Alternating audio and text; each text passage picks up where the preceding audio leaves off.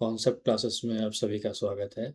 तो मेरे प्यारे बच्चों, पिछले वीडियो में हम लोगों ने पढ़ा था रैशनल नंबर, इरैशनल नंबर क्या होते हैं।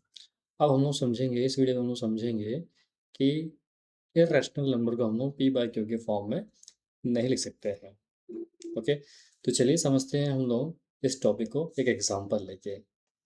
सो स्टूडेंट्स, हम लोग इरैशनल को पी बाई क्यू के फॉर्म में क्यों नहीं लिख सकते, इसका असली जो सीक्रेट है वो छिपा हुआ है इसके डेसिमल एक्सपेंशन में। देखिए, यहाँ लिखा हुआ है decimal expansion of rational and irrational number.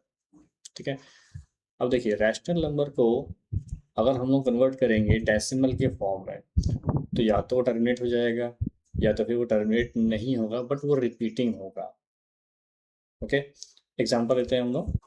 सो बच्चों, यहाँ पे देखते हैं रैशनल नंबर आपके पास में जो लिखा हुआ है इसका हमने कन्वर्ट किया डेसिमल में। ठीक है, तो यहाँ पे क्या आ जाएगा, 11 को अगर मैं 2 से डिवाइड कर रहा हूँ तो क्या मिल जाएगा बच्चों हमारे पास में, यहाँ मिल जाएगा हम लोगों को 5.5। ओके, दैट मीन्स अगर मैं 11 को इस टाइप से डिवीजन मेथड से डिवाइड करूँगा, कितना जाएगा, 5 5 ये जाएगा, 5 2 10, कितना बचेगा रिमाइंडर आपके पास में, इट्स 1। डेसिमल लगाया हमने यहाँ पे, यहाँ लग जाएगा 0, 10 अगेन, 5 2 10, क्या मिल गया आपको, रिमाइंडर आपको मिल गया 0। ओके बच्चों, तो जब रिमाइंडर 0 मिल जाता है आपको, उसे कहते कहते हैं हम लोग यहाँ पे, उसे कहते हैं हम लोग टर्मिनेटिंग डेसिमल एक्सपेंशन। क्या कहते हैं, कहते हैं टर्मिनेटिंग डेसिमल एक्सपेंशन। वहीं अगर मैं एक और एग्जांपल लेता हूँ, जैसे कि मैंने अगर 11 को डिवाइड किया 3 से, यहाँ मैं डिवीजन मेथड से किया, 11 को डिवाइड किया 3 से, कितना आ जाएगा, 3 3 या 9, रिमाइंडर कितना बचेगा माइनस करने पे, इट्स 2।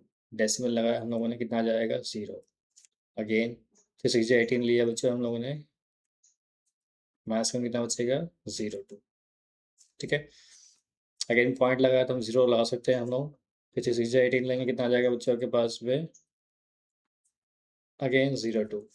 देखिए, तो यहाँ पे क्या हो रहा है कि ये हमेशा 6 6 6 6 रिपीट होते जाएगा। देखिए, हर बार आपके पास में रिमाइंडर 2 आएगा ही आएगा, मतलब reminder is not equal to 0।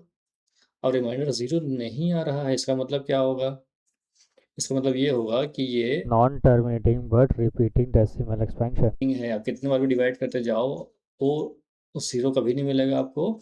हमेशा सेम नंबर एक सेम पैटर्न में रिपीट होगा, होता सेम नंबर मिले या तो फिर सेम पैटर्न में रिपीट होगा। फॉर एग्जांपल लाइक 3.676767, इस टाइप से क्या होगा, पैटर्न में रिपीट होगा।